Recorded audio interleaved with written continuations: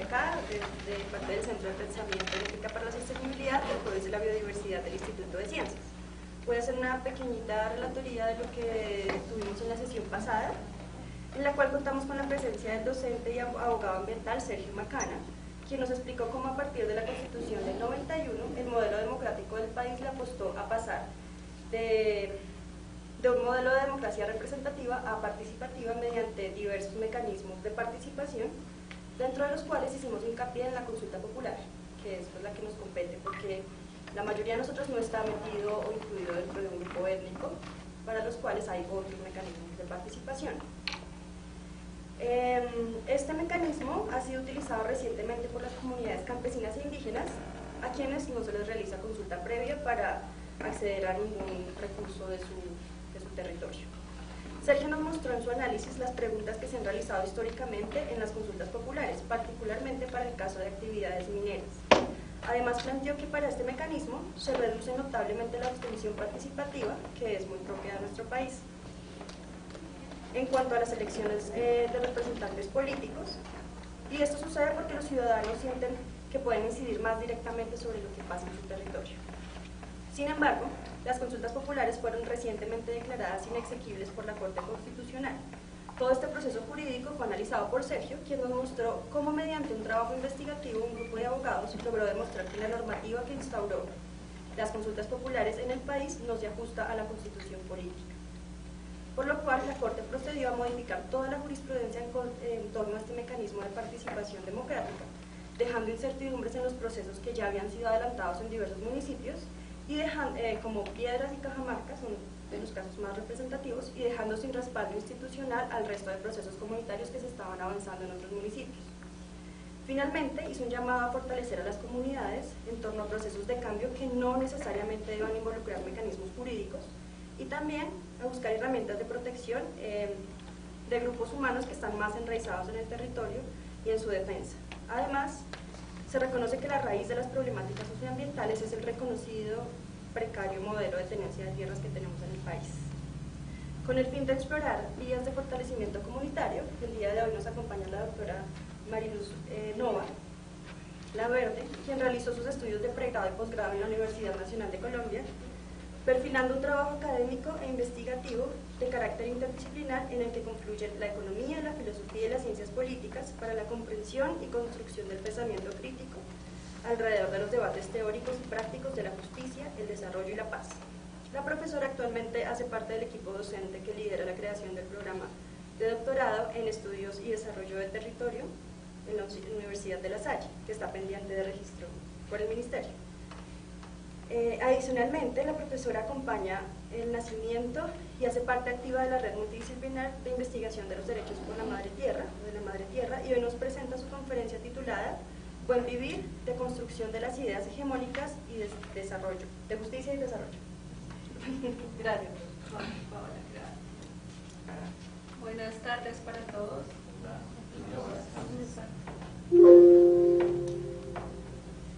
Bien, entonces sí, he titulado la presentación Buen Vivir, de construcción de las ideas hegemónicas, de desarrollo y justicia. Cambié el orden de los debates y ahora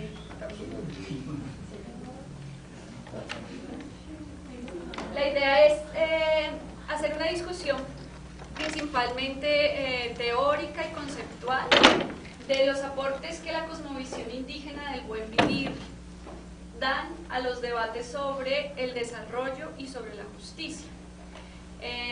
Claramente esta discusión, si bien acá la voy a concentrar en el ámbito teórico, tiene fuertes implicaciones en términos de tanto políticos como de definición de política pública.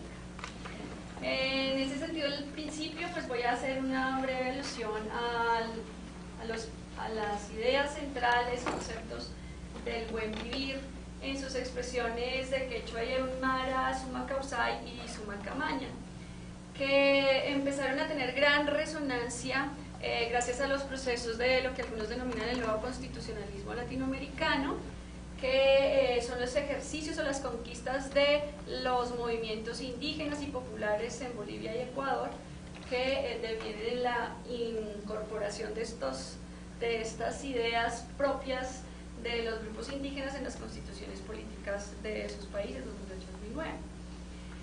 Luego entonces de tener ese acercamiento a los principios y la cosmovisión indígena, pasaré a mostrar cómo en el marco de una crisis, que para algunos es una crisis multidimensional, es decir, económica, social, ecológica, aparecen algunas respuestas desde arriba o narrativas del desarrollo sostenible y respuestas desde abajo que serían precisamente las contranarrativas del buen vivir.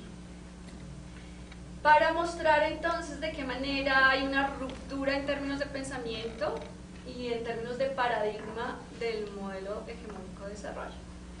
Y para terminar, ya concretamente la manera como el buen vivir puede también generar algunas discusiones nuevas en los debates sobre la justicia. Entonces la primera parte, la cosmovisión indígena del buen vivir. Del Summa Causai, entonces las raíces en la lengua quechua nos va a dar una traducción aproximada de que Summa Causai es como una noción de vida en plenitud, vida plena y vida armoniosa. Lo que allí se va a plantear en términos de ruptura con el paradigma moderno occidental es principalmente el pensar en términos de unidad con la naturaleza y de unidad con los otros. Entonces, más allá de la separación ser humano-naturaleza y las relaciones de dominación propias de la visión occidental, la cosmovisión indígena de los pueblos andinos de toda nuestra América comparten esa forma de entender la naturaleza y la relación con los otros en unidad y en armonía. Eso también se comparte en el Aymara del Summa Camaña, que lo traduce como vivir bien en armonía con la naturaleza, la comunidad y uno mismo, o convivir bien.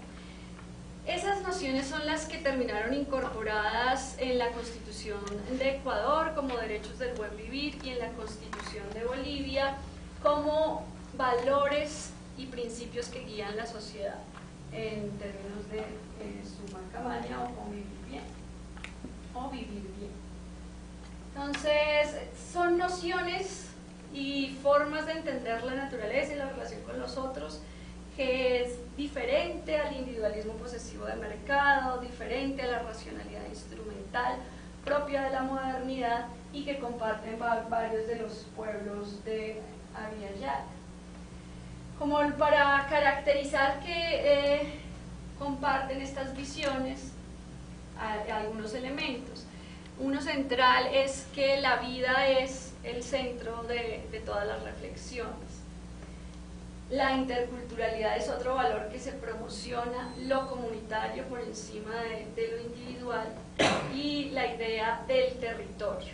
Entonces, esas nociones, el concepto de territorio, el concepto de la vida, la idea de la naturaleza como un ser sagrado, como madre tierra, la reivindicación de la diversidad cultural, todos estos elementos van a entrar a reconfigurar los debates sobre el desarrollo y sobre la justicia, que tienen un enfoque puramente moderno.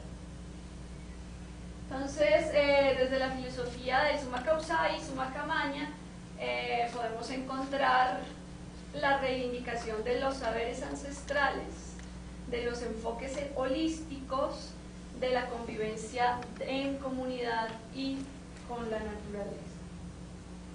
Allí de fondo, digamos, hay 4 elementos que me parece que nos pueden guiar en relación con el aporte que estas cosmovisiones pueden dar a los debates, o que de hecho han dado, a los debates sobre el desarrollo y la justicia. El que habíamos mencionado hace un momento de la defensa de la vida en sí misma, de la promoción de una relación armónica y en unidad entre ser humano y naturaleza,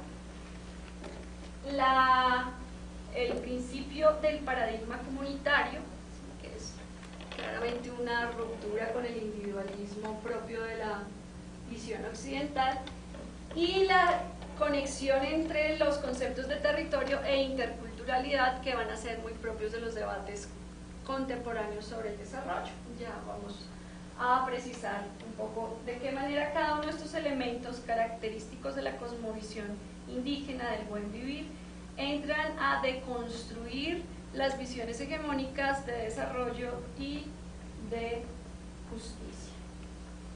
Entonces, una vez presentadas las generalidades y como las características, miremos de qué manera específicamente nos va a alimentar los debates sobre el desarrollo la filosofía del summa causale y summa camaña propia de los pueblos indígenas de nuestra América.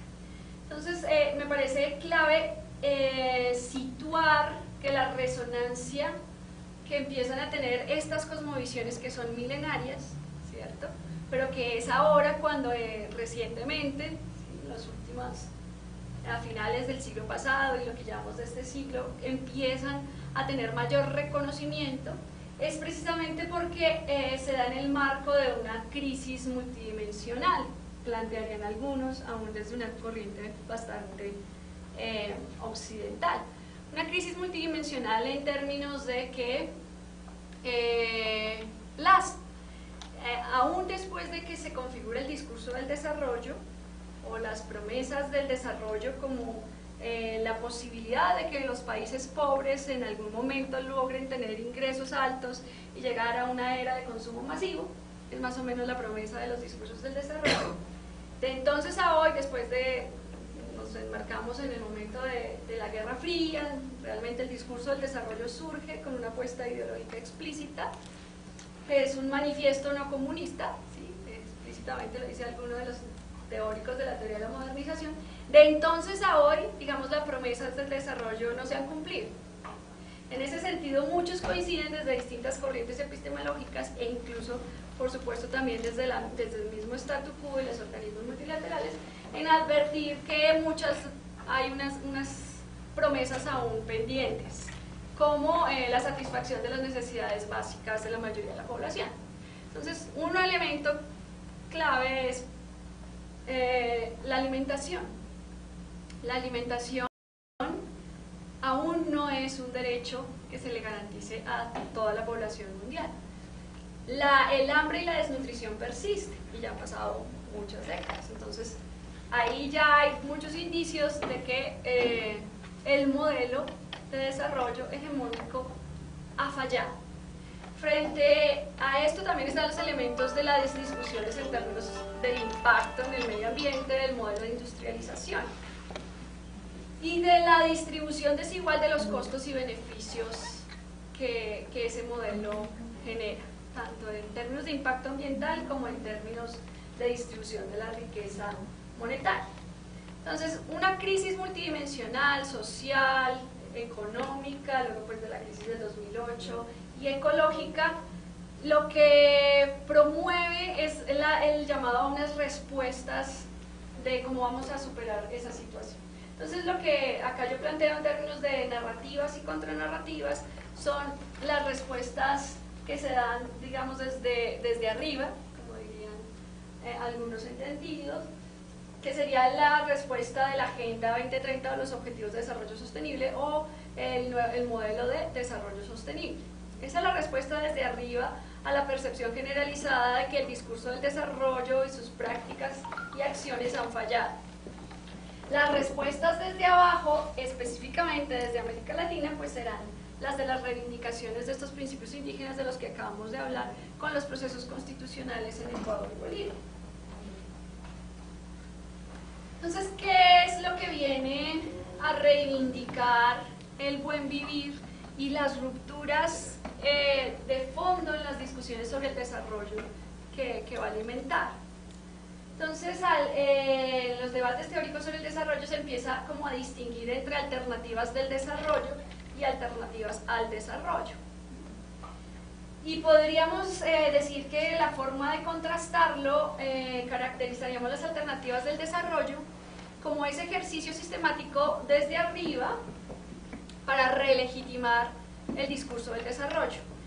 Progresivamente se van haciendo ciertas expresiones de resistencia, oposición, inconformidad frente a las promesas del desarrollo, y entonces se viene adjetivando el concepto. Ya no hablamos solo de desarrollo, le ponemos el adjetivo humano, ya no hablamos solo de desarrollo humano, entonces que el problema es lo ambiental, le vamos a decir desarrollo sostenible. Pero esa noción de desarrollo sigue siendo alternativa del desarrollo en la medida en que tiene unos principios arraigados que comparten, y es la idea de que el objetivo es el crecimiento económico o la acumulación material, y que es una idea de desarrollo puramente antropocéntrica, que en su visión de consideración de la naturaleza, lo máximo que llega es una reflexión en términos de justicia intergeneracional, que es la versión del desarrollo sostenible. Ya lo miramos con más detalle. Las alternativas al desarrollo, entonces, ya lo que pretenden es precisamente eso, de construir el concepto de desarrollo.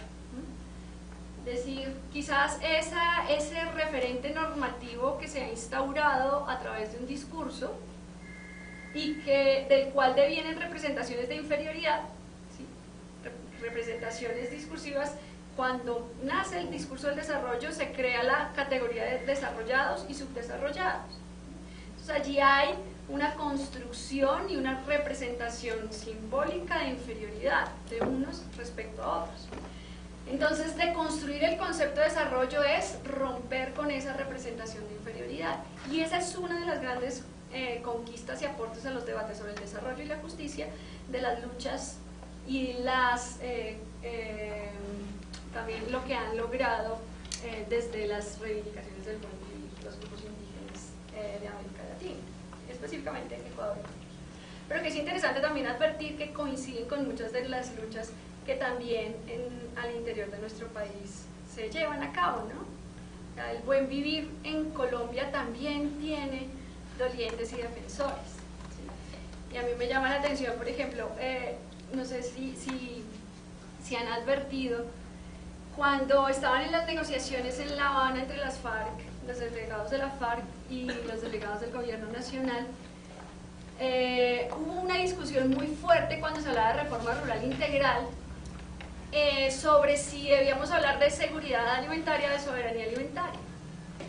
La decisión de los delegados del gobierno fue que soberanía alimentaria no podía quedar de ninguna manera dentro del tratado, dentro del acuerdo. Y la política nacional para atender los problemas de alimentación y desnutrición solo habla de seguridad alimentaria, porque tienen claro que son dos miradas distintas del desarrollo. Pero lo curioso es que el acuerdo sí quedó permeado del concepto del buen vivir, ¿sí? Y creo que ese es un elemento interesante para analizar en sus alcances. Y las reivindicaciones, por ejemplo, desde la cumbre agraria, campesina, étnica y popular, son en términos de buen vivir, ¿sí? Como para situar que la discusión no se restringe a las conquistas constitucionales en Ecuador y Bolivia, siendo estos los casos paradigmáticos. Entonces, las alternativas al desarrollo dicen eso de desarrollo y que yo soy subdesarrollado, hay que romperlo de fondo. Yo ya no estoy apostándole al crecimiento económico y a la acumulación material, yo lo que postulo como objetivo fundamental es la preservación de la vida. Estas alternativas al desarrollo, una característica muy importante es que surgen de abajo hacia arriba, por eso son las contranarrativas que mencionamos. Son las respuestas de los movimientos sociales que están en efervescencia precisamente ante las violencias del modelo hegemónico de desarrollo. Y desde abajo hacia arriba entonces se plantean visiones otras sobre el desarrollo. Y en contraposición con el antropocentrismo propio de la visión hegemónica, pues lo que hay acá son reivindicaciones de una cosmovisión y una visión incluso de una postura epistemológica diferente, ya en términos biocéntricos, que tiene una correlación con los debates de la justicia ecológica, que ya no solo se va a centrar en que ¿cómo hacemos para que la naturaleza sea un recurso en función de las necesidades humanas para mis nietos? Sino que ¿cómo hacemos para reconocer que las otras especies y seres vivos también tienen derechos y la naturaleza en sí misma tiene valor? Entonces acá hay otra ruptura. Y el territorio es otro concepto clave porque, como vamos a mirar ahora en un momento, todo el discurso del desarrollo invisibiliza las diferencias culturales y las diferencias espaciales. Es un borramiento del lugar. Entonces las respuestas contrahegemónicas salen es precisamente de las luchas por la defensa del territorio, por la defensa de la diversidad cultural, por la defensa de la naturaleza. Entonces este es como un cuadrito así muy sintético de las respuestas y la evolución del discurso hegemónico del desarrollo, desde arriba, liberal, individualista, antropocéntrico, androcéntrico, todas estas versiones. Entonces, como decíamos, las alternativas del desarrollo son las progresivas respuestas que se dan a las discusiones, oposiciones, ejercicios como de llamar la atención de que no se cumple lo que se promete. Entonces, de las teorías de la modernización, que era primero una versión de intervención del Estado para la industrialización, pasamos al consenso de Washington, que ya es que algunos denominan neoliberalismo, ya no tanto Estado, más mercado, pero para el mismo objetivo, el objetivo del crecimiento económico, de la industrialización, del consumo masivo, de la acumulación material. Y entonces, como a nosotros los países subdesarrollados o pobres nos dicen desde los organismos multilaterales, por eso se llama Consenso de Washington, que si llevamos a cabo sus políticas de estabilización macroeconómica vamos a volvernos desarrollados o ricos en sus términos, pero realmente la población no percibe un mejoramiento en sus condiciones de vida, persiste como mencionábamos, índices de pobreza, de desigualdad, de subalimentación, de desnutrición. Entonces hay inconformidades y a las respuestas o resistencias pues se van construyendo nuevos discursos, el discurso del desarrollo institucional, uno de ellos, que lo que va a plantear es, ay sí, claro, el consenso de Washington había dicho que estas eran las recetas para que todos ustedes se volvieran países desarrollados, pero se nos había olvidado considerar el papel de las instituciones, entendidas las instituciones como reglas formales e informales. Y entonces ahora no solo hacemos recomendaciones de política económica, sino también recomendaciones en términos de diseño institucional, cómo deben ser sus normas, sus leyes, para que puedan alcanzar el crecimiento económico, la acumulación material, la industria. Y entonces de ahí vienen, por ejemplo, hay un documento del Banco Mundial que se denomina Estrategia Minero-Energética para América Latina. Cuando entramos a mirar qué es lo que está allí, son recomendaciones de cómo se deberían estructurar las condiciones para garantizar a la inversión extranjera, contratos de estabilidad, bla, bla, bla, que es finalmente lo que se materializa en el Código Minero.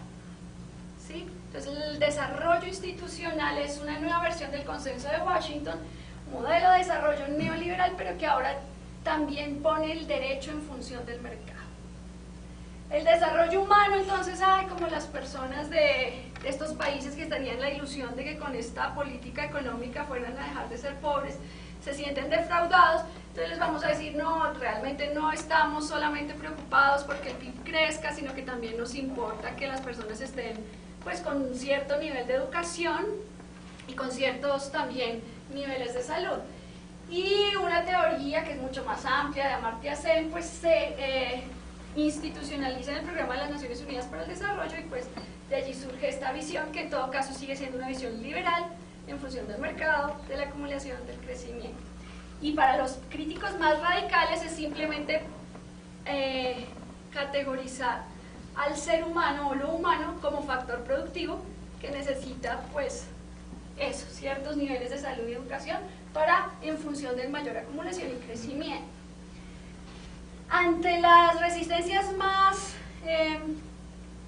fuertes de evidencia, incluso desde los mismos informes de desarrollo humano del PNUD, donde lo que empiezan a mostrar es que los países denominados desarrollados o industrializados, que hay una relación directa entre nivel de ingresos y contaminación. Entonces aquellos países más desarrollados o industrializados son los que tienen mayores emisiones y contaminación. Y estos mismos informes también van a empezar a mostrar que la pérdida de biodiversidad también tiene una distribución desigual a nivel planetario. Resulta que es en los países del sur o particularmente en América Latina donde en esta era del desarrollo que hemos situado como desde la Guerra Mundial, Segunda Guerra Mundial, Guerra Fría hasta hoy, los que más pérdida de ecosistemas hemos tenido.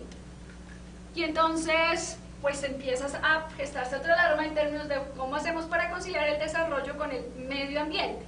Medio ambiente es el término desde el discurso hegemónico, porque fijémonos que en medio ambiente ya estamos implícitamente haciendo una separación entre el ser humano y algo que lo rodea, ¿sí? Y esa es una forma de entenderlo diferente a lo que nos sugieren las cosmovisiones del buen vivir. Entonces surge el discurso del desarrollo sostenible. Ya vamos a mirar pues precisamente cómo se entiende allí el desarrollo, y es la respuesta entonces a las inconformidades o a esas alarmas de que el desarrollo puede ser incompatible con la preservación del medio ambiente.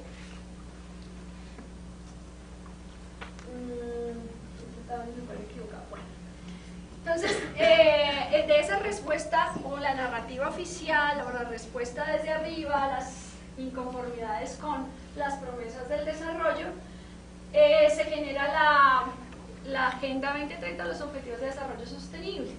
Y entonces, digamos un poco esto es como la presentación que se hace, se expone y se legitima y se justifica y se difunde como que los ODS son una visión compartida que tenemos todos sobre un contrato social entre los líderes del mundo y la gente, sobre lo que queremos para el planeta, las personas, y una idea universal del éxito. Y esa versión, digamos, comparte la definición fundacional del desarrollo sostenible que nace del informe de Brundtland. Y acá yo lo que traigo es como la definición, porque nos permite ver cómo es una narrativa diferente a la narrativa del buen vivir, ¿sí?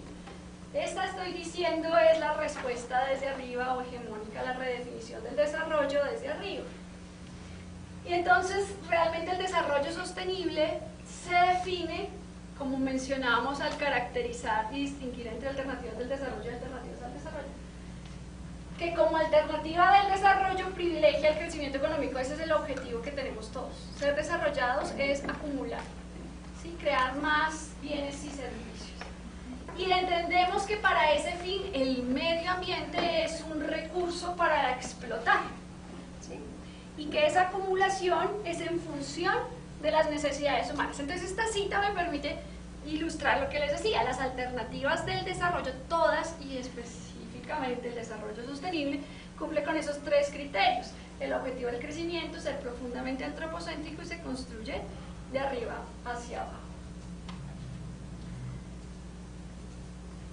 Esa es la respuesta entonces hegemónica, podríamos decir, la versión hegemónica del desarrollo, que no es la única forma de entender el desarrollo. Y digamos que las controversias siguen, y lo que se ha venido proliferando es precisamente una fuerte movilización social y popular a nivel global. A mí esto me parece importante, ¿no? Si bien hoy estamos situando el concepto del buen vivir en nuestra América, las resistencias a esta idea de desarrollo también se dan hoy desde los países de ingresos altos. Las preguntas son, hoy se cuestiona al desarrollo, pues diciendo, bueno, sí, desde que surgió este discurso, se han incrementado el consumo y la producción de bienes y servicios a nivel global, pero paralelamente está la devastación del medio ambiente, la mercantilización de la naturaleza, la profundización de las desigualdades, todo lo que hemos mencionado como la insatisfacción de necesidades básicas y como la alimentación. De esto entonces deviene el fenómeno que es político, pero también es epistemológico, que es como el enfoque que quiero dar. Por eso la discusión no la centré en el ámbito político, sino la estoy tratando de llevar al ámbito epistemológico, filosófico, teórico, si se quiere. O sea, lo que hay es una efervescencia de movimientos sociales, de resistencia a ese modelo de desarrollo hegemónico. Y son movimientos populares con fuerte arraigo territorial los que van a empezar como a dar alternativas. Lo que se presenta en estas últimas décadas son luchas por el reconocimiento y luchas de resistencia frente a esa producción de inferioridad social y epistémica que es el discurso del desarrollo. Entonces surgen alternativas al desarrollo que, como dijimos, emergen de abajo hacia arriba, que van a cuestionar esto de la acumulación material, se van a centrar en la defensa de la vida y por lo tanto rompen con el antropocentrismo. Dentro de esas alternativas al desarrollo, pues la del buen vivir que se materializa en Ecuador y Bolivia constitucionalmente. Si pusiéramos como tipificar las respuestas que surgen desde abajo, en los países desarrollados, así denominados, o los países de ingresos altos, son las apuestas por el decrecimiento. Entonces allí las movilizaciones ambientalistas, digamos, son muy fuertes y se empieza a plantear digamos, es que es una contradicción lógica de que queramos tener un crecimiento indefinido cuando la naturaleza o los recursos productivos son en sí mismos finitos. Y entonces se aboga por una austeridad, por una vida un poco no tan consumista.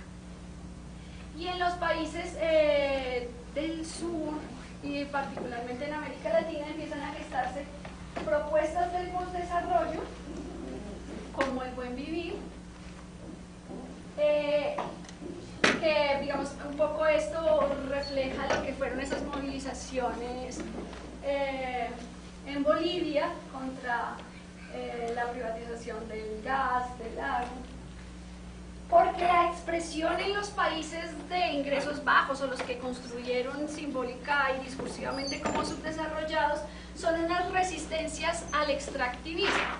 ¿Sí? Tiene esa particularidad. ¿Por qué en nuestros países esas respuestas contrahegemónicas son respuestas contra el extractivismo? Entonces volvemos con lo que mencionábamos hace un momento de esa división internacional del trabajo que empiezan a bosquejar los organismos multilaterales desde el mismo documento que mencionamos hace un momento del Banco Mundial. Entonces, los nuevos patrones de acumulación capitalista definieron que estos países iban a abastecer de materias primas y recursos naturales al mercado mundial. Entonces llegan los grandes megaproyectos extractivos, ¿y a dónde llegan? Pues llegan a América Latina, a las zonas rurales. ¿Y allí con quiénes se van a encontrar? Con esos grupos, poblaciones y comunidades con fuerte arraigo territorial. Entonces las violencias de los megaproyectos extractivos son las que van a despertar y a detonar las resistencias de defensa territorial. Entonces la expresión contra el desarrollo en nuestra región es principalmente una resistencia al extractivismo y por ahí también una defensa del territorio, y por eso la reivindicación de la naturaleza como madre tierra y de las cosmovisiones de esos pueblos y comunidades que habitaban en estas regiones. Entonces la expresión de la resistencia al desarrollo en América Latina como resistencia al extractivismo nos explica la emergencia del buen vivir. Entonces acá mencionábamos que el concepto de territorio va a ser muy importante. Entonces el discurso hegemónico y las alternativas del desarrollo nunca nos hablan de territorio. Lo que nos dicen es que el desarrollo es un proceso lineal en el tiempo, que es una sucesión de etapas, que hoy somos subdesarrollados, pero que si hacemos lo que nos dicen, pasado mañana vamos a ser desarrollados, ¿sí? Pero se borran, como decíamos, las diferencias culturales, territoriales, espaciales. Entonces, cuando las contranarrativas del desarrollo dicen en el centro está el territorio, ya están haciendo un quiebre teórico epistemológico. Y lo que encontramos allá, como en varios procesos también en Colombia, es que las grandes consignas de nuestros movimientos sociales es por recuperar, revitalizar el lugar y el territorio para la conservación y la protección de la vida. Entonces, básicamente, ¿qué es lo que la cosmovisión indígena del buen vivir tiene en esencia? Que la constituye en una alternativa al desarrollo. Entonces, una de la forma como lo caracterizo es que van más allá de esos dualismos y jerarquizaciones de la modernidad, con el esbozo que hacíamos al comienzo. Por un lado, no tiene esa visión lineal del tiempo, ¿sí? Entonces nos invitan a pensarnos nuestra relación con la naturaleza y nuestra relación con el tiempo en términos de espiral, de ciclos vitales, y eso significa reconectarnos con los propios ciclos de la naturaleza. Otro elemento importante es que la modernidad hizo esa ruptura entre ciencia y ética, que lo miraremos más a profundidad cuando miremos la reevaluación de las ideas de la justicia. Entonces, con la Ilustración se supone que el conocimiento científico era el conocimiento, ¿cierto? Ahí hay otra representación de inferioridad. Ya las reflexiones subjetivas, emocionales, éticas no lo tienen el mismo nivel. Lo importante es el conocimiento objetivo y neutral de la ciencia. Lo que nos van a plantear estas luchas y estas alternativas al desarrollo es la interconexión entre injusticias sociales, injusticias ecológicas, injusticias cognitivas, y la necesidad de superarlas a través de un diálogo de saberes que reconozca también, como es el siguiente elemento, esas sabidurías ancestrales. Frente a esa dicotomía ser humano-naturaleza, pues claramente es una de las cosas que nos diferencia desde la visión moderna del hombre que explota y controla la naturaleza, pues la perspectiva del buen vivir lo que postula el territorio y la madre tierra, y eso ya significa una ruptura epistemológica. Hay algo que pareciera que es marginal, pero que yo poco a poco he comprendido como de la mayor trascendencia, y es la dicotomía razón-emoción propia del cartesianismo o de la visión moderna cartesiana. Desde las perspectivas indígenas y del buen vivir, ellos, y lo reivindica Falsborda y luego Escobar, tienen un concepto que es el sentipensar. Y para mí también fue bonito descubrir que incluso en las leyes en Bolivia lo integran. El buen vivir está caracterizado, entre otras cosas, por saber pensar, pero un saber que articula la razón y la emoción. Entonces por eso se plantea que el buen vivir es una alternativa civilizatoria. ¿Por qué eso de vincular la razón y la emoción, creo yo, que también es un punto determinante cuando queremos decir que hay que cambiar el paradigma, o que es un elemento de inspiración para concebir un paradigma distinto? Cuando nos centramos en la racionalidad y dejamos en segundo lugar los sentidos, pues finalmente, ¿qué es lo que me conecta a mí con el otro o incluso con el medio ambiente? Los sentidos. Si yo dejo en segundo lugar esto, pues me queda mucho más fácil esa construcción de la realidad autista, individualista. Cuando yo conecto sentimientos y emociones con la razón, pues voy a integrarme en esa unidad que plantea la cosmovisión. Individuo y colectivo, pues hemos descubierto que para muchos de los pueblos de los Andes y muchos de esos pueblos indígenas tradicionales, incluso la palabra yo no tiene sentido, ¿sí? La realización, el yo solo soy en nosotros, o como es el principio del Ubuntu, ¿sí? Que comparten con estos pueblos africanos.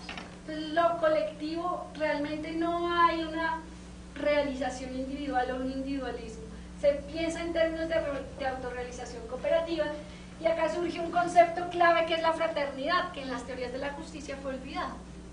Entonces, después de la Revolución Francesa, estábamos con los principios de igualdad, fraternidad, libertad, ¿no? Y por allá se quedaron discutiendo entre, que si la libertad o si la igualdad y la fraternidad quedó olvidada.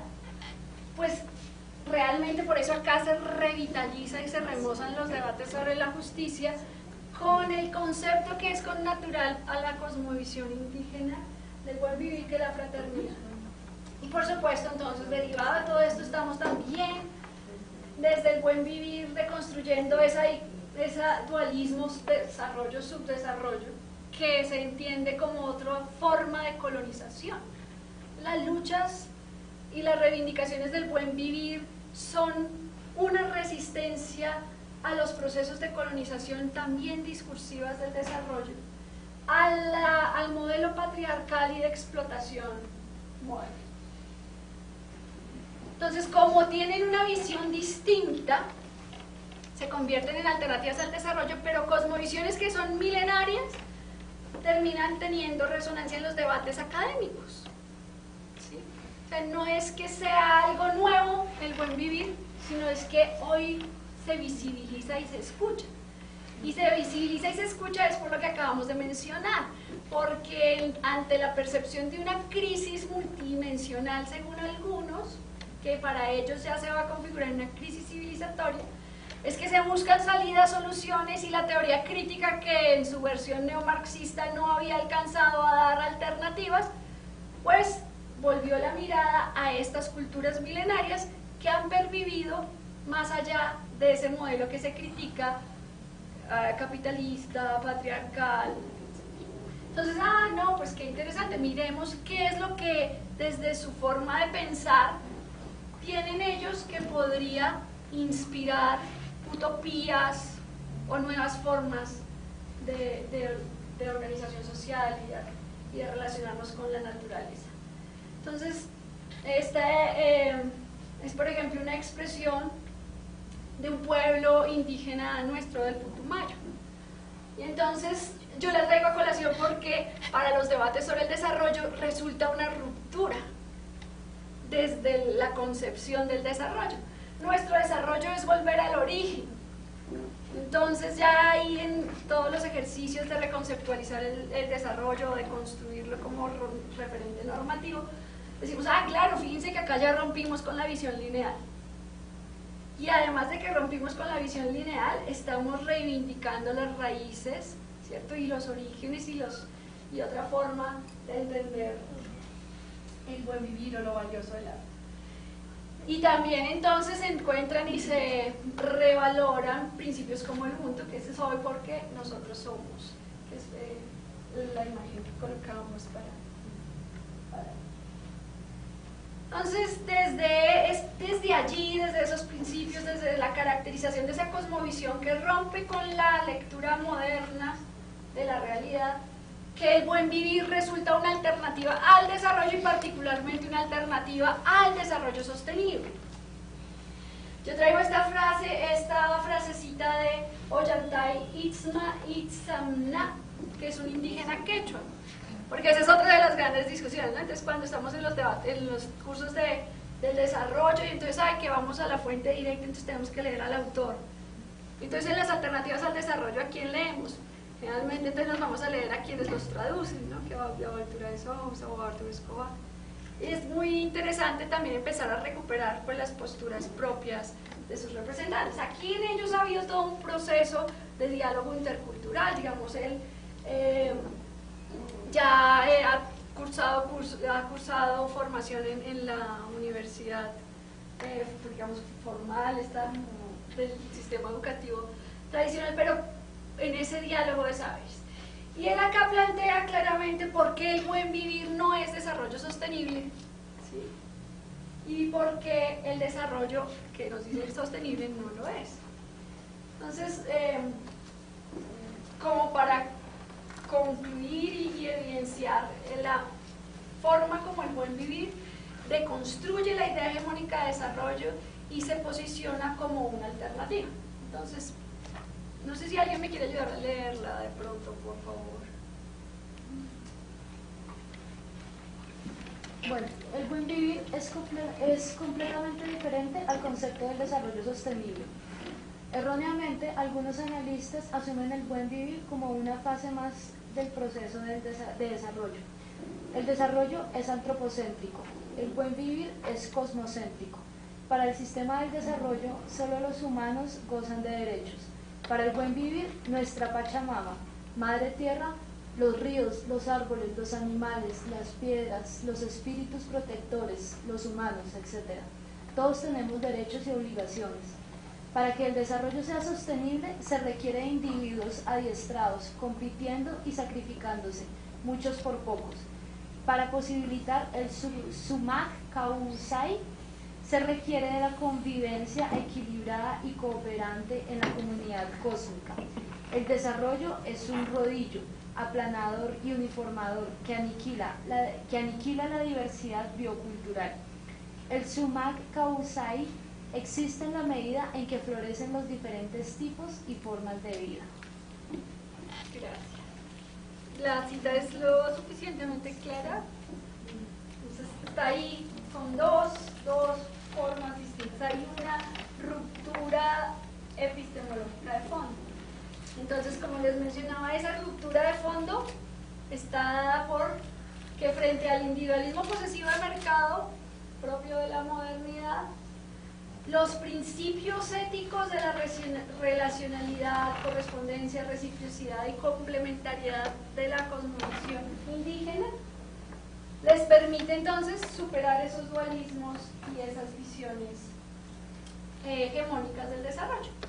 Entonces, como para cerrar en términos de cómo se construye la noción hegemónica del desarrollo, contrastando alternativas del desarrollo, particularmente la versión del desarrollo sostenible y específicamente la del buen vivir, diríamos, claro, dentro de un modelo hegemónico hablamos de un modelo que pretende un referente normativo homogéneo y universal, que sigue creyendo en el determinismo tecnológico. Entonces, para que el desarrollo sea sostenible, vamos a ayudar a la naturaleza que a través de la misma tecnología menguemos el impacto sobre el medio ambiente de la industrialización. Seguimos en la lógica del individualismo, de la competitividad, del mercado, de la naturaleza como recurso productivo. Llegamos hasta una idea de justicia intergeneracional, que no se nos agote este recurso para los nietos, y es una típica reflexión desde la racionalidad instrumental. Las alternativas de defensa de la vida, entre ellas el buen vivir, entonces lo que nos van a reivindicar, la diversidad cultural, la autonomía, la diversidad epistémica. Esto es muy importante también para las discusiones sobre la justicia, la reivindicación del territorio, la armonía ser humano-naturaleza, la desmercantilización de los sistemas de vida, la justicia interespecífica, o las discusiones de ecología profunda, y el sentir pensar en contraposición entonces a esa racionalidad instrumental.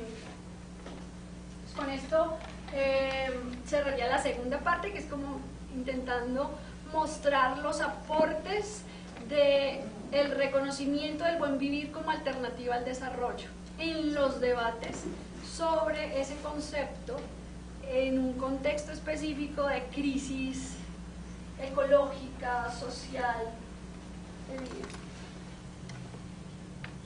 Cerraría entonces ya con el tercer componente, que es cómo el buen vivir además nutre las discusiones y las reflexiones sobre la justicia. Antes se me pasaba una cosita pequeñita en las discusiones sobre los debates del desarrollo, como para ejemplificar la narrativa del desarrollo sostenible. Es la narrativa de nuestra política pública y de desarrollo nacional. Eso para todos, eso es claro. Y se ve súper claro en el reciente COMPES de 2018, por ahí está el número, que es el de la Política Nacional para el Crecimiento Verde. Entonces, me parece importante que ahí ya identificamos, entonces, en términos de política pública y nacional de desarrollo, la política del crecimiento verde es la materialización y la expresión del discurso hegemónico del desarrollo sostenible, con lo que lo caracteriza, antropocéntrico, de arriba hacia abajo, en función de la acumulación y crecimiento económico, viendo la naturaleza como recurso productivo. Entonces, estudiar ese documento COMPES es bien valioso para advertir qué comprensión tenemos en relación con la naturaleza, ¿sí? Porque allí se van a presentar pues muchos debates y tensiones en los territorios como conocemos. Vale, entonces ya para finalizar, cómo esa cosmovisión del indígena, el buen vivir, a la vez remoza los debates sobre la justicia. Para ello entonces les decía, uno de los dualismos modernos es esa ruptura entre ciencia, conocimiento científico y ética. Los debates sobre la justicia en gran parte de la Ilustración a hoy estaban dormidos, si bien es un concepto que desde la filosofía política se estudia por largo tiempo. La Ilustración situó esto que Horkheimer y Adorno plantean allí, y es que configuró el fenómeno por el cual la razón fue expulsada de la moral y los criterios normativos perdieron crédito ante la autoridad de la ciencia, lo que mencionábamos hace un momento, esta construcción de la idea de superioridad del conocimiento científico y aquellas cuestiones éticas y de la justicia quedaron desdeñadas. Y para ello pues me parece bastante ilustrativo y premonitorio además el dibujito de Francisco de Goya, El sueño de la razón produce monstruos. Es un grabado, ¿no? Es un grabado, gracias. ¿Cuándo se revive la discusión sobre la justicia social? Entonces es con la obra de John Rawls en 1971 con la teoría de la justicia, después de que predominaban las discusiones sobre la filosofía, la corriente analítica y la filosofía del lenguaje. John Rawls, sin apartarse de estas últimas, dice: voy a volver a hablar sobre la justicia. Y en 1971 publica la teoría de la justicia, y de allí se despiertan todos los debates contemporáneos sobre la justicia social. Me parece muy importante, y acá lo sitúo en esa transición entre su obra del 71 y el 94, ¿cuántos años pasarían?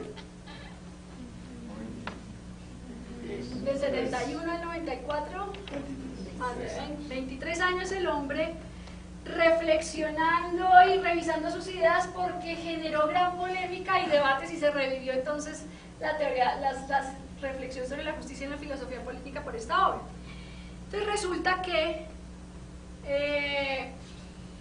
John Rawls en Teoría de la Justicia dijo, y es un libro muy interesante porque el hombre trató de, a través del lenguaje científico, el comúnmente aceptado como de mayor jerarquía, derivar principios de justicia. Y resulta que en las teorías sociales, a ese momento, se consideraba que era la economía la que había logrado acercarse a las ciencias duras en sus procesos de formalización del pensamiento. Y entonces John Rawls intentó derivar principios de justicia de los postulados y las premisas de la teoría económica neoclásica. Entonces es un libro súper interesante, porque vamos a encontrar curvas de indiferencia en un libro de filosofía. Y en ese libro de filosofía entonces él dice: yo voy a partir de una teoría económica muy formal, muy científica, para hablar de la justicia. Y con curvas de indiferencia, con referencia a la teoría económica neoclásica, llega a sus famosos principios de la justicia. Luego los debates son en términos de que o es muy liberal o es muy poco liberal, muy igualitario, muy poco igualitario, otra vez la dicotomía entre los dos valores es. Pero la gran reflexión que hace Rawls en su liberalismo político es que él parte con la siguiente afirmación. Él dice: fue un error haber pretendido derivar principios de justicia de la caracterización de una sociedad mercantil.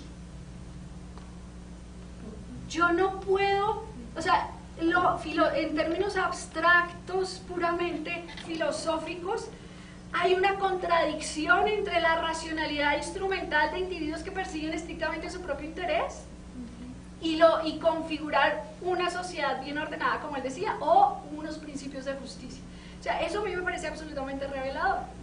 Máxime cuando hoy seguimos bajo la creencia de que los economistas tienen ya una verdad absolutamente revelada y que son los que configuran los modelos de desarrollo. Entonces, la lógica del mercado como mecanismo de coordinación social que va a llevar a algún escenario de justicia es completamente controvertida por la evolución del pensamiento de Rawls.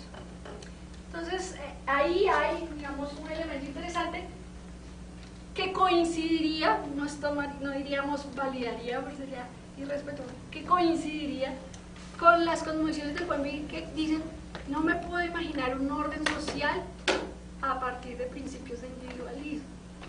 ¿Sí? Yo tengo que poner por encima de lo comunitario. Rawls habla de lo razonable por encima de lo racional. Bien, luego entonces de la obra de Rawls, como mencionaban muchas ya desde la filosofía política, de distintas corrientes empiezan a tematizar la justicia, comunitaristas, feministas, la escuela de Frankfurt, el marxismo analítico, el enfoque de los derechos humanos. Y de toda esa gama de discusiones que viene a aportar hoy la cosmovisión indígena del buen vivir. Entonces, las discusiones sobre la justicia, digamos, transitan un poco en términos de la distribución, que eran típicamente las reivindicaciones por la igualdad, el enfoque marxista, hacia las luchas por el reconocimiento, y específicamente las reivindicaciones del buen vivir van a aportar tanto a las problemáticas que se identificaban en los debates sobre la justicia social de el trato a quienes no hacen parte del contrato social, a las discusiones sobre la justicia transnacional y a las discusiones que se agrega de la justicia cognitiva. Entonces, ¿de qué manera esas reivindicaciones de las cosmovisiones indígenas nutren las discusiones sobre la justicia en esos tres elementos? Es lo que voy a mostrar a continuación. Lo primero es que los ejercicios de resistencia social van a llamar la atención sobre la interconexión entre injusticias sociales, ecológicas y cognitivas, también como lo plantea Boaventura de Sousa. O sea, no son hechos aislados. Y es de ahí que ellos van a partir a decir, esto no es una crisis multidimensional, esto es una crisis civilizatoria. Si yo no entiendo que están interconectados todos estos elementos, no voy a poder plantear alternativas. Y para plantear alternativas yo tengo que romper con la visión hegemónica y epistemológica positivista, política liberal, patriarcal. Entonces, ¿cómo aporta a la redefinición de los quiénes o los sujetos de la justicia? Pues una de las grandes críticas que se hacía a toda la corriente contractualista de la justicia social es que quienes hacen el pacto social son los, típicamente, ¿no? Pues el hombre o el ciudadano plenamente cooperativo, dice Rawls. Entonces ahí quedan por fuera los niños y empiezan a plantearse, por ejemplo, Marta Nussbaum dice, ay, los animales o las personas en condiciones o capacidades físicas y mentales distintas. La perspectiva del buen vivir, cuando involucra la concepción de territorio, vuelvo sobre ello, y la naturaleza como madre tierra, está también planteando otro sujeto de derechos, ¿sí? Entonces allí se complementan las discusiones sobre la justicia social. Y esa concepción del territorio y la madre tierra como sagrado también implica pensarnos las escalas de la justicia, como dice Nancy Fraser, más allá de los límites del Estado-Nación. Porque la madre es una sola, no caben allí las construcciones artificiales de los límites geográficos, geopolíticos. Otra discusión que aporta es en relación con la ecología, ¿no? Entonces, en términos de justicia ecológica, ahí había como dos debates entre ecología profunda y ecología superficial. Las visiones del buen vivir coinciden más con esa perspectiva de la ecología profunda, que precisamente nos va a hablar entonces de la justicia interespecífica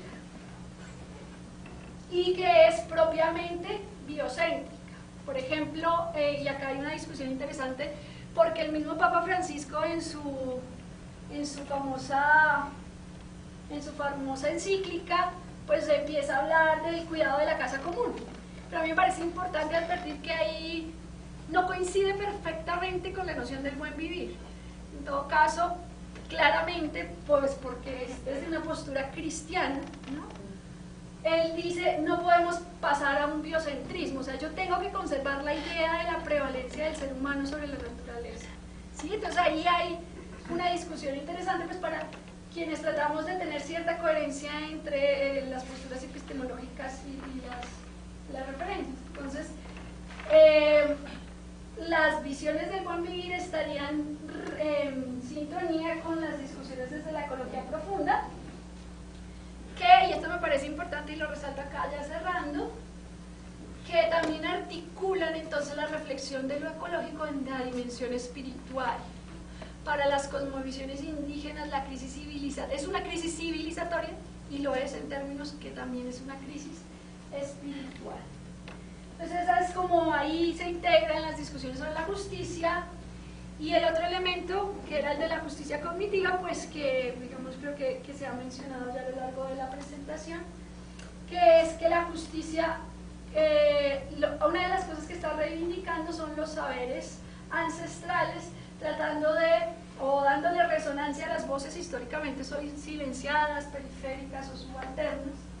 Y de esto se deriva entonces la idea de que la resistencia política también es una resistencia epistemológica. Surgen las denominadas epistemologías del sur, las ecologías de saberes y el valor de la interculturalidad como también un elemento de justicia. Entonces, para cerrar, el buen vivir, lo que plantea en las discusiones del desarrollo y en las discusiones sobre la justicia es una ruptura con el paradigma moderno en varias dimensiones. Es una crítica a la idea de la superioridad del conocimiento científico, a esa idea de la ilustración, una ruptura con la idea de dominación del ser humano sobre la naturaleza, patriarcal y colonial, y de ese cartesianismo que rompe lo racional y lo emocional.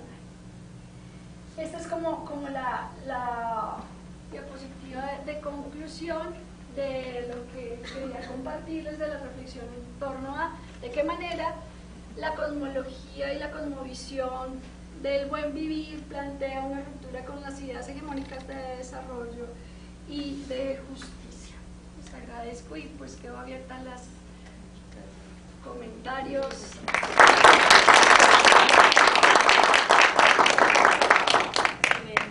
Preguntas, comentarios. Bueno, yo soy muy poco conocedora de muchos de los temas que abarcaste acá. Más bien principiante para todo esto. ¿Cuál es la definición de ecología profunda? Bien, la ecología superficial. Ahí está, anterior. Sí, la tengo. Sí.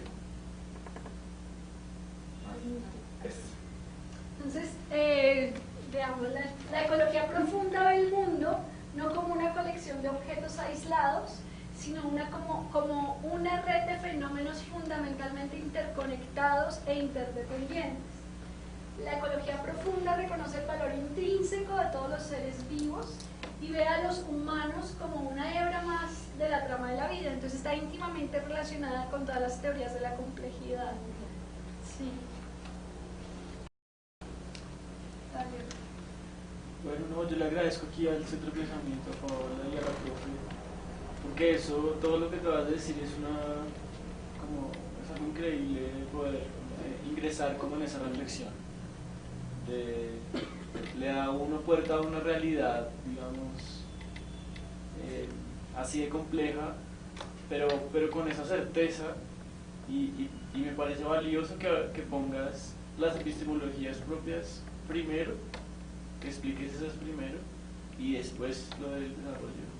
Y también me surge la pregunta de cómo dejar de ser alternativos a ellos o alternativos a eso. Y la pregunta por lo propio es si esas epistemologías están cuestionando eso, si es una resistencia y de cierta manera es una respuesta, pero en realidad es independiente de ellos y es lo nuestro propio. Y pues eso me lleva a pensar que obviamente estamos tan permeados y tan formados y educados y criados y además adoctrinados por la televisión para seguir como el modelo de acumulación capital que nos propone alejarnos del buen vivir, que siento que es en esa micropolítica, en ese diario vivir precisamente, en el que lo hacemos propio. Pero igual quería preguntarte, ¿cómo hacer para que esto no sea tratar de convencer a los poderosos? Porque ellos no van a querer. si en últimas es que todos nos unamos más, que ese es el buen vivir también, que salgamos de nuestro individualismo. ¿Qué es lo que... ¿Cuál es el juego que ha tenido ese sistema capitalista salvaje para convencernos a todos de que es buenísimo? Y cómo esto tan bonito del buen vivir todavía no convence a muchos de que es mejor que la vida sedentaria que ya en una ciudad, que seguro es mejor vivir cerca de la montaña y con la montaña y con el agua. Y sí. ¿Cómo esto no los convence y los convence ese marketing ahí de capitalismo? Yo quiero preguntarte, ¿tú qué sientes después de tanto tiempo de estudiar esto? Que estos, nuestros saberes propios, en donde los hacemos vivos y en donde los enamoramos más de eso. Pregunta difícil. Digamos, bueno, hay como varias cosas que revisan lo que planteas. Por un lado está la pregunta por las escalas de las transiciones, de qué manera eso que parece alternativo, ¿por qué no se generaliza? ¿Sí? A eso me refiero con las escalas. Lo que podemos, digamos, un poco, lo que me parece más inspirador de empezar a explorar esas otras formas de entender el desarrollo y la justicia, es que son formas de organización social, económica, que perviven y que existen hoy y que han sobrevivido y reexistido a las mismas violencias del modelo dominante. Es decir, podemos encontrar, por ejemplo, cómo los pueblos Mixtec hoy aún conservan mucho, ¿cierto?, de su forma de organización social y económica más allá de la lógica del mercado nuestro. O sea, ahí están, viven como en paralelo. Entonces la pregunta es, ¿por qué esas formas no son como las que nos inspiran o las que guían quizás la política económica nacional? Y ahí entonces vienen otra serie de consideraciones, porque ¿de qué manera nos diferencia la trayectoria en términos de desarrollo a Colombia de la trayectoria de Bolivia y Ecuador? ¿Cierto? Entonces, ¿por qué en Bolivia y Ecuador pudieron tener resonancia, eco y se constituyeron en poder para incorporar en la Constitución los pueblos indígenas esto, y porque ya la naturaleza es sujeto de derechos y los pueblos, y más allá del derecho individual, vienen consideraciones colectivas? Entonces, una de las reflexiones, pero esto todavía pues son como hipótesis, es que allá precisamente esa identidad, allá son mayoría, ¿no? En Ecuador y Bolivia, alrededor del 65, son más del 60%, 65% de la población, los grupos con clara identidad indígena, tradicional. Entonces eso les permite, son esas sociedades más cohesionadas y cohesionadas precisamente por un proceso de identidad. ¿Sí? Entonces el poder de movilización y el ejercicio de como poder constituyente en realidad creo que se facilita por esa, precisamente por eso que nosotros perdimos un poco, que no nos caracteriza. Nuestras mayorías no se caracterizan por una identidad cultural. Las mayorías en Ecuador y Bolivia se caracterizan por una identidad cultural, tradicional, ancestral. Creo que eso los llevó a movilizarse y a tener conquistas importantes. Ahora, ¿qué caracteriza entonces nuestras mayorías? Ese proceso de aculturación y desterritorialización, dicen algunos. Entonces, bastante permeados como por ese sueño americano, ¿no? y referente normativo del consumismo y del individualismo. ¿Qué oso ser indio? Sí, eso, tal cual. Eso, nos creemos la representación de inferioridad de lo propio. Creo, y por ahí yo creo que hay gran parte de la explicación de que nos cueste pensar una alternativa a lo que está realmente instituido. Adicionalmente tenemos otras consideraciones. Bueno, y en Bolivia y Ecuador, ¿qué significaron, qué alcances ha tenido las innovaciones constitucionales, normativas en materia de política económica? Y un poco el balance que he hecho es el siguiente. Yo creo que es un avance en términos discursivos, y a veces cuando dice un avance en términos discursivos parecía que fuera O sea, claramente es insuficiente, pero no deja de ser un avance.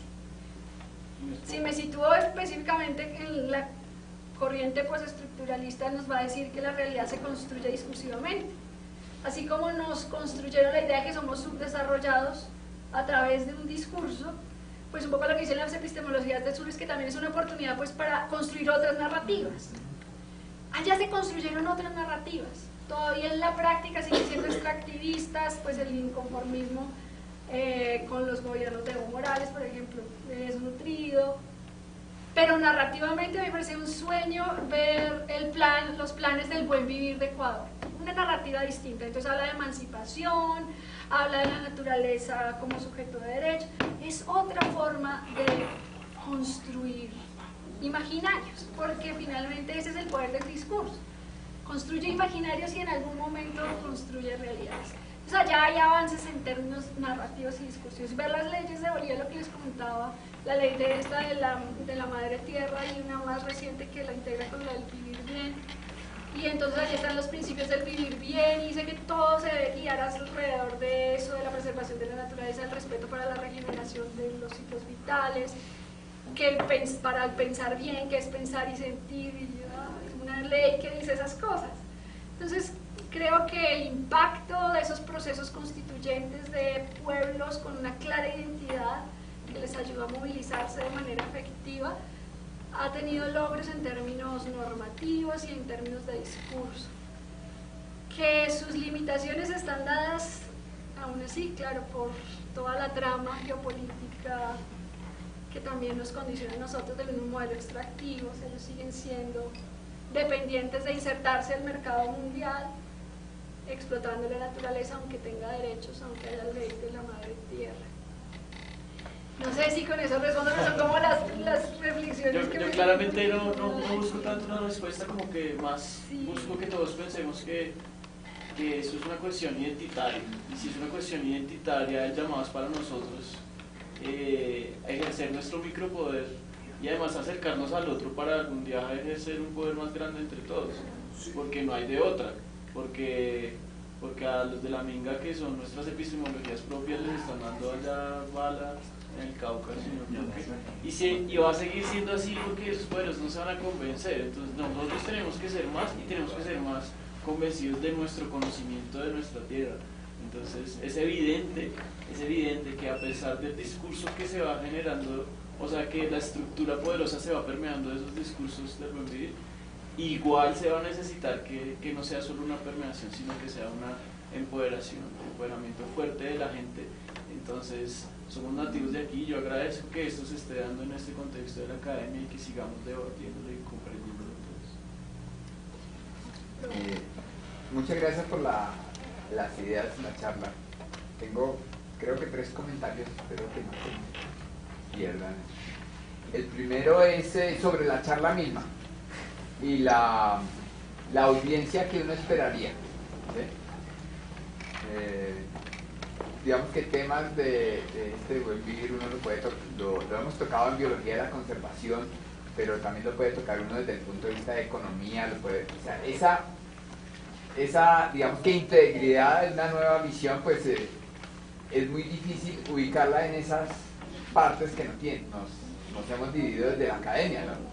Entonces, si yo te invito a dar un curso, o dónde ubico un curso así que involucre todo esto, a la gente de derecho, a la gente de biología o a la gente de ciencias humanas, porque es una propuesta integradora. Entonces esa es la primera. ¿Cuál es posible involucrar esto como un tema académico o es un tema de vida? Yo creo que es un tema de vida, pero ¿cómo lo ubicamos dentro de esa parte formativa, digamos que formal? Ese es el primer tema. El segundo tiene que ver con el territorio, ¿sí? El territorio y los municipios como territorio, ¿sí? Porque si bien en nuestro país hay algunos territorios, unas formas de territorio reconocidas a ciertas organizaciones, a ciertas minorías, el municipio sigue siendo fundamental, es la base de planificación, aunque a la forma en el momento de decidir sobre algunos recursos normalmente extractivos es la parte nacional, ¿sí? Pero ¿cómo empoderar a los municipios dentro de ese esquema ya existente de esta parte? ¿Cómo empoderarlos? Y el tercero, de pronto las respuestas dan para otra charla, el tercero tiene que ver con las contradicciones de asumir ciertas partes que nos convienen, ¿sí? Como, todos los seres son objeto de derechos, entonces por favor, ya los animalistas tienen una situación, entonces no matemos al hipopótamo porque es objeto de derecho. O vámonos contra eso, ¿sí? O sea, son... O llegamos a seres sintientes.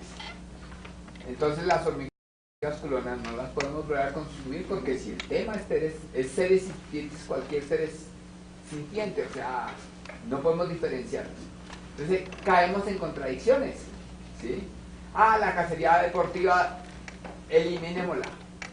Cuando no fuimos capaces de gestionarla, nuestra respuesta es policiva y restrictiva. Entonces, como sociedad, en este acomodarnos, estamos en unas permanentes contradicciones, tanto normativas, la Corte dice que no, porque la Corte dice que la Amazonía es objeto de derecho y terminamos totalmente confundidos cuando el problema básico es de concepción de una sociedad. Y mi último comentario, no pregunta. Yo creo que el pegamento, si bien no nos va a pasar como en Ecuador o en Bolivia, que los indígenas son mayoría, no nos va a pasar, ¿sí? Yo creo que tenemos que buscar los pegamentos de una sociedad. Y yo creo que la biodiversidad puede ser uno de los mejores pegamentos si lo sabemos usar, si lo sabemos expresar y lo sabemos poner en un discurso. Y es una tarea grande. Y muchas gracias nuevamente. Bueno, la primera comentario, pregunta que me hace el profe sobre de qué manera las reflexiones sobre el buen vivir pueden tener un espacio académico. Digamos que yo un poco encuentro que en la observación de Juan y el planteamiento del profe está el enfoque de la presentación. O sea, fue mi esfuerzo por integrar el buen vivir a un tema académico, ¿sí? Que tú le haces la observación de, bueno, ¿por qué tengo que integrarlo al debate académico para que tenga valor y de qué manera puedo? Pero es un poco también la respuesta a la inquietud que me surgió y que se nos expone ahora.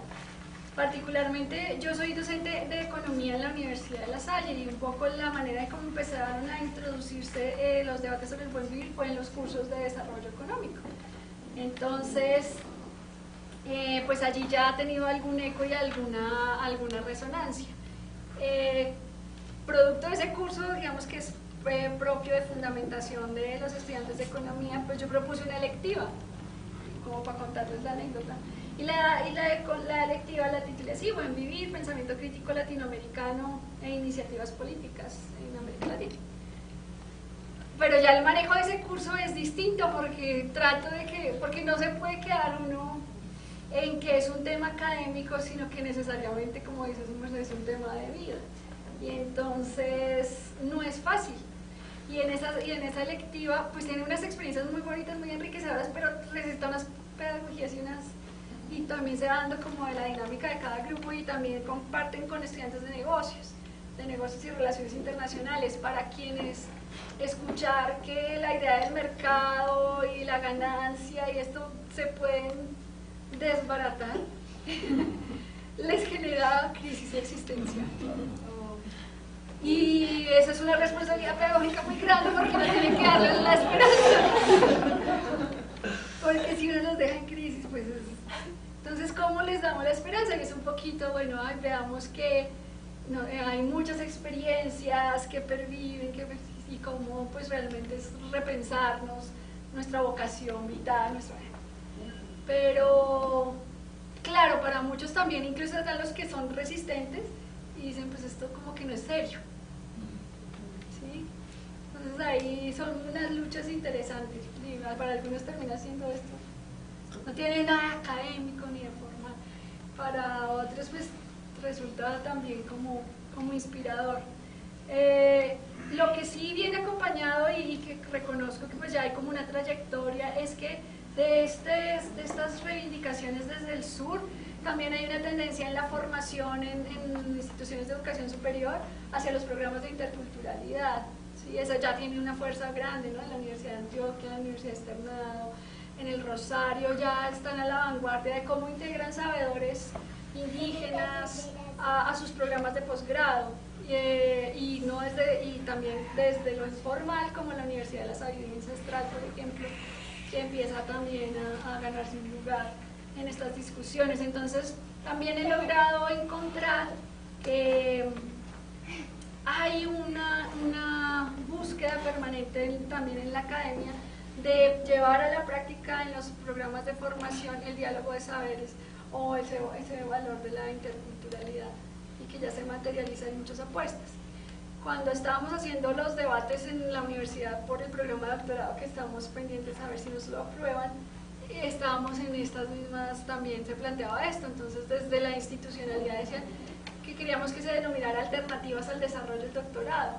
Entonces decían, no, porque no tiene mercado, porque es que hay muchos de los estudiantes que quieren hacer un doctorado en desarrollo lo quieren hacer es para aportar a la idea hegemónica del desarrollo capitalista. Entonces es un debate epistemológico, político y existencial, sin duda. Sobre el territorio, decía su merced, el empoderamiento. O sea, me parece interesante que realmente es del ejercicio de empoderamiento de los pueblos como donde se reivindican las nociones de territorio. Y por eso el doctorado en estudios de desarrollo y territorio consideramos nosotros que al ponerle el apellido territorio o la otra palabrita territorio le estábamos dando la connotación alternativa que no quisieron dejar explícita.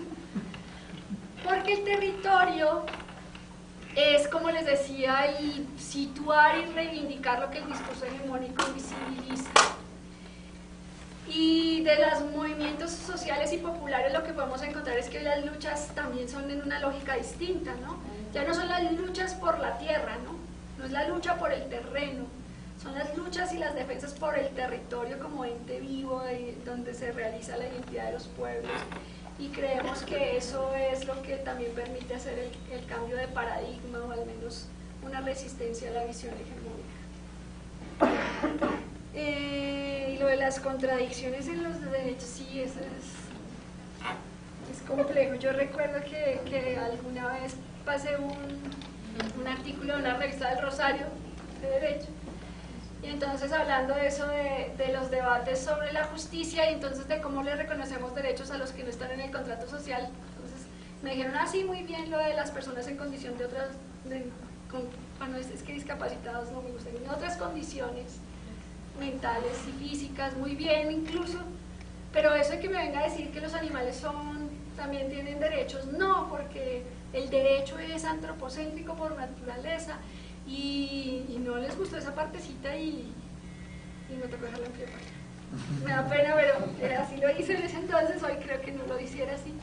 Y de todas maneras, pues un poco las luchas de las reivindicaciones en Ecuador e incluso las innovaciones aquí mismo en Colombia, pues creo que empiezan a reevaluar eso, pero pues surgen muchos otros dilemas de, bueno, ¿hasta dónde?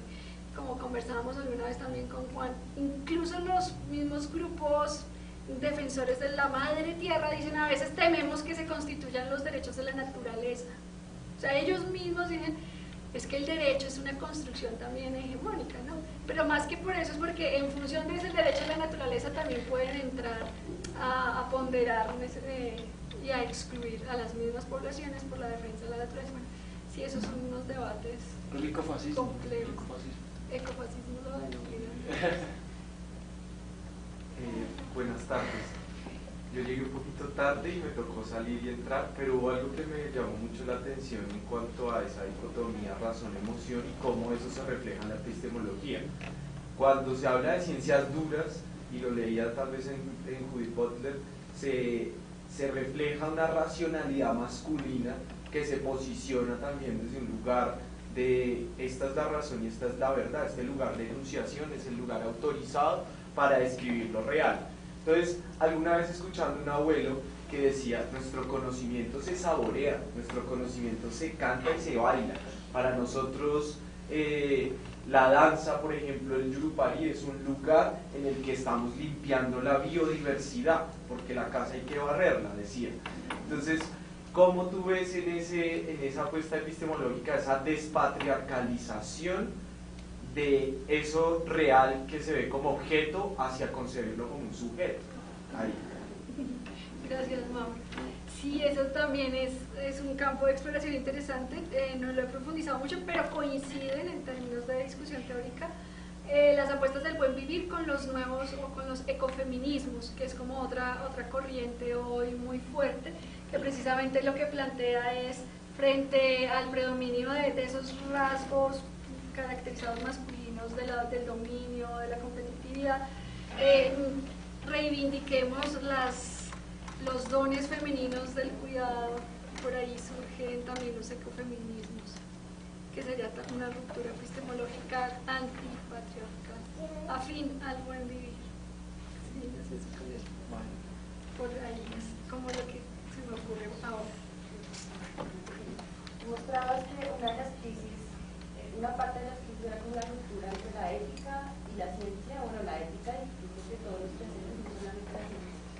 Dentro de las prácticas o de la normativa que hay en este momento rigiendo en Ecuador y en Bolivia, esa parte la han intentado solucionar. Hay propuestas de políticas, hay propuestas de cómo volvernos a relacionar con la ética de todos los quehaceres, o eso está como solo teórico por ahora.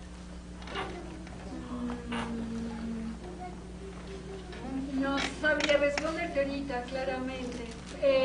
Hay unas discusiones alrededor de la ética, de la justicia, que también me parece interesante, que es en términos interculturales, por ejemplo, en plan del buen vivir de Ecuador, hay unos elementos donde dicen también tenemos que respetar o pueden convivir los esquemas legales o de justicia del Estado con los de las comunidades.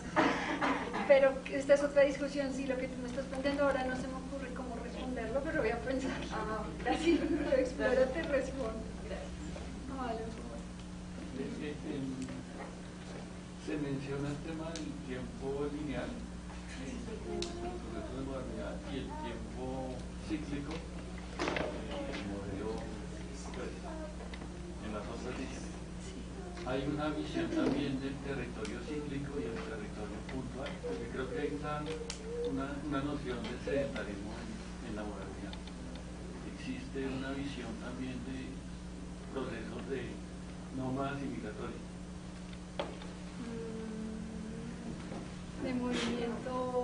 El territorio no es un territorio muy puntual de propiedad, sino que podamos estar en un proceso de migración constante que haya sido, pues, parte de las culturas milenarias que están en su tradición la migración. Sí, pero particularmente en estas del buen vivir, hasta donde conozco, no tienen esa característica nómada. Pero el territorio sí se comprende en términos dinámicos, o sea, se transforma el territorio en sí mismo constantemente, y el territorio comprendido como espacio vital y en unidad con la naturaleza, con las personas o la comunidad. No sé cómo pensarlo,